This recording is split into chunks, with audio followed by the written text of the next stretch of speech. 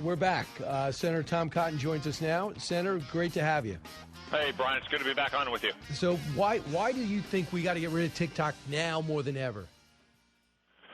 Well, Brian, TikTok is like a Trojan horse on Americans' phones. It can give backdoor access to all of the data on one's phone, not just the content that you upload in TikTok or even that you save in TikTok but don't upload, but your other apps as well, text messages, email, photographs, contacts, browsing history.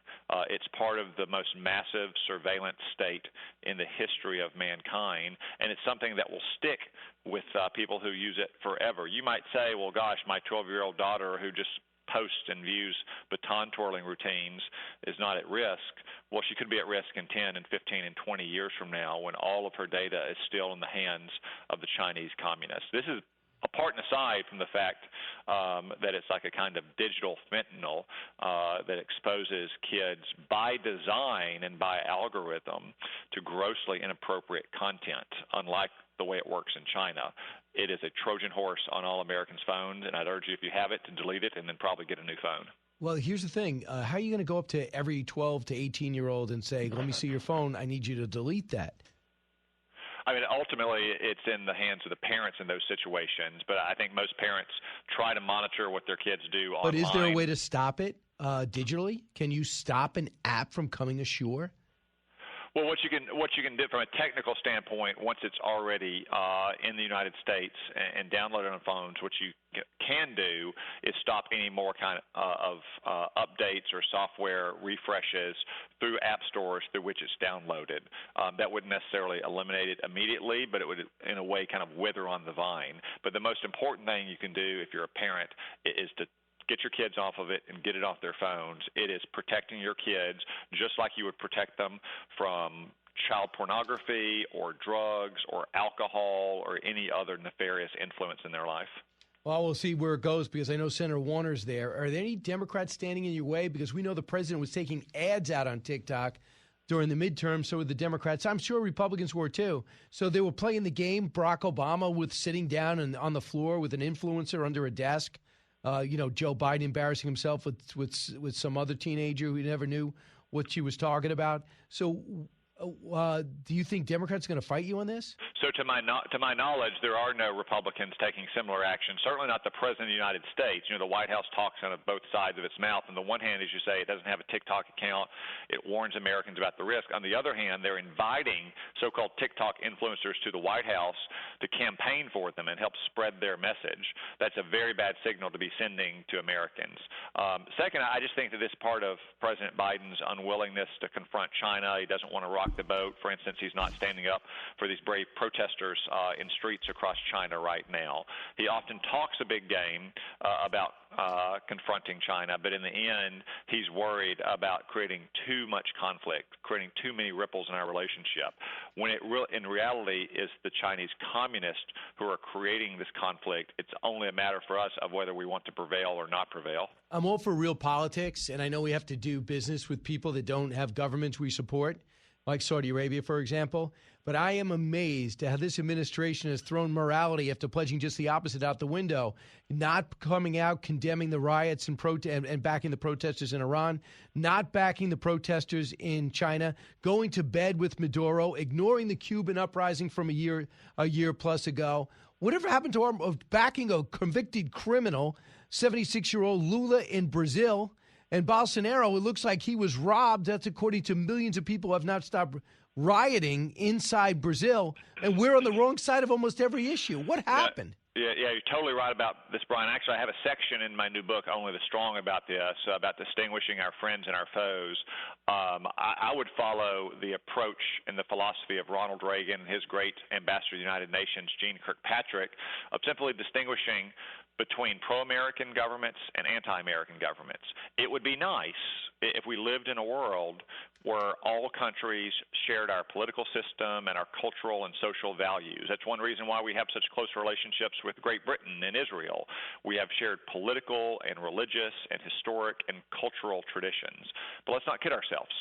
We don't live in that world. The world is not a church picnic. Right. We live in a dangerous world. And there are countries who don't share those political systems or those traditions with us, like Saudi Arabia, like the United Arab Emirates, like Jordan and Morocco, who have nonetheless been reliable American partners. And then there are countries that have even worse regimes that are also implacably hostile to America: Iran, Syria, China, Venezuela, Cuba, Russia. The Biden administration and Democrats in general turn this on its head. They almost always tend to alienate, in the cases of Saudi Arabia, intentionally ostracize governments that are friendly and supportive of America's national interests, while they try to curry favor with and apologize to and appease to those outlaw regimes. Look, we also have a history of being able to help nurture and midwife more tolerant and ultimately representative governments in countries that once were non-democratic. Look what Reagan did in the Philippines and what he did with South Korea in the 1980s. And in truth, Brian, just the very fact that you choose as a nation to align yourself with the United States is itself a kind of modernizing and liberalizing tendency. The fact that you choose to be a part of America's security networks around the world, as opposed to aligning yourself with a China or a Russia, goes to show that you actually are a country that is moving in the right direction. So when you watch what's happening in China, you don't overstep and say, I call on everybody to China to riot, like in the 80s with George H.W. Bush said for the Shia to rise up, and they had no protection, and they still held a bitterness for us. There's a way to do it. I'm looking at Justin Trudeau's comments from yesterday. He says, we're going to continue to ensure that China knows we'll stand up for human rights. We'll stand up for the people who are expressing themselves. We also need to make sure that China and places around the world are respecting journalists and their ability to do the job. You know, why is that? Why is Justin Trudeau, who is anything but admirable as a leader, who just abused his own truckers, we know that, why does he sound more muscular than us? Yeah, again, I think it goes back to Joe Biden's unwillingness to stand up to the Chinese communists, just frankly like he refused to stand up throughout the Cold War as a senator to the Russian communists as well. It's very similar to what Barack Obama did in 2009 during the last big protest in Iran as well. You know, President Obama recently apologized for remaining silent during those protests, yes. But it was not a mistake, Brian. It wasn't a new or naive or inexperienced president caught flat-footed. It was a ruthless plan in pursuit of his main goal, which was to apologize for what he viewed as America's sins against Iran, to get a nuclear deal, and to pull in America's horns and have a grand rapprochement with Iran. You see the same thing today, I think, with China. Joe Biden doesn't think or doesn't want to risk, a possibility of a climate change agreement with China by speaking out in behalf of these brave Chinese protesters. Ronald Reagan always took the exact opposite tactic. Look what he did, for instance, early in his tenure with the Solidarity labor movement in Poland, speaking out against Soviet domination in Poland. He was not worried that, as Democrats always say they are, it's going to play into the hands of the regime. It's going to allow them to portray these protesters as puppets of America. No, he knew, as is the case today, that captive peoples who are the first and worst victims of communist regimes or repressive dictatorships are yearning to hear American presidents speak out on their behalf and to champion their cause. And that's exactly what President Biden should do now, in his own voice and on camera. Yeah, it would be nice, instead of his press secretary walking around the block instead of answering the question, even though he was an admiral.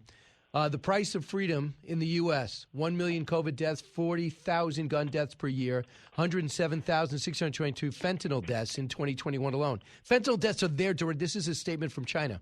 The American people deserve something far better than that. What we want is to protect our people's lives and ensure them a better life. So they're trying to justify welding them in their house, letting them burn alive, stopping them from going to work or leaving their house and not giving them food. And they're saying, look at America. We keep shooting each other and killing each other with fentanyl that they produce. So our inadequate response still got hostile responses from them. Exactly, and this is always the case with aggressive anti-American dictatorships. You saw this in Alaska during a summit early in the Biden administration with Tony Blinken and Jake Sullivan being dressed down by their counterparts when they should have gotten on offense and condemned the Chinese communists for their genocide against religious and ethnic minorities in northwest China, or decades of repression and destruction of Tibetan heritage on the Tibetan plateau, or the fact that they harvest organs from political prisoners or persecute 100 million Christians. Instead, they just meekly accept these criticisms and try not to rock the boat because John Kerry wants to get a climate change deal with China. What about the fact, by the way, the book is still out, doing well, Only the Strong by Senator Tom Cotton, who's my guest.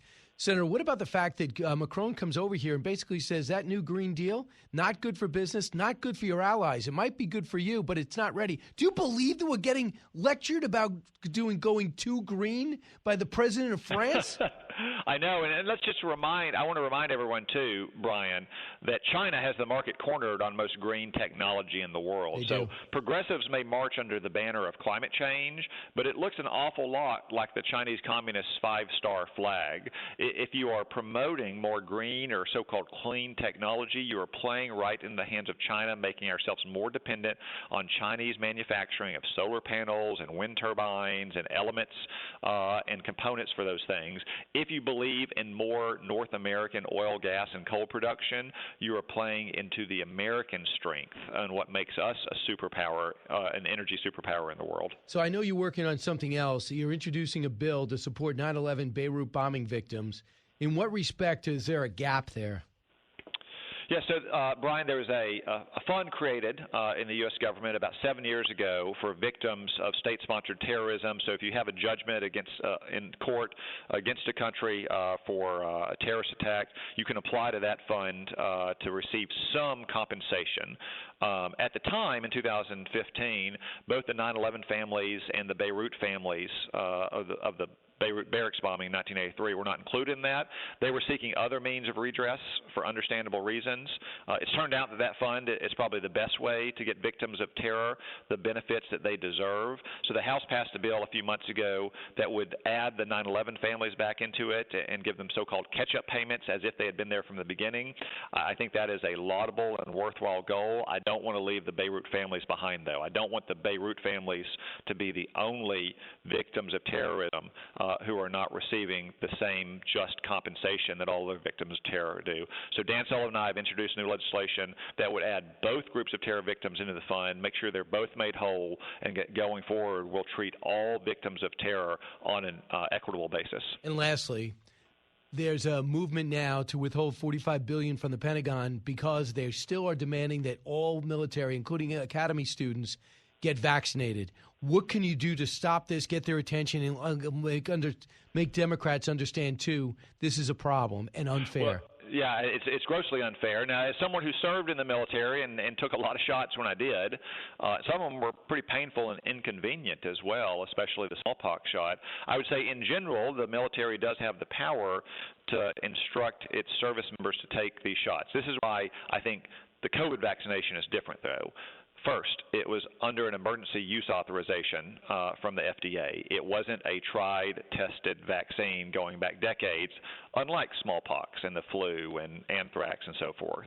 Second, the rationale for the mandate, as it always is in the military, is one, to prevent the spread of the virus, two, to prevent terrible cases. Well, we now know that this vaccine does not prevent the spread of the virus, so that rationale is no longer applicable. And it doesn't even appear, especially in young people, to do much difference in terms of the severity of the case. And you're already talking about an extremely young population that is physically fit. The third reason is the military already faces a recruiting and a retention crisis. Yep. We should not be taking any steps that make it harder to get young men and women into our military or to keep them in our military when there is zero benefit in return.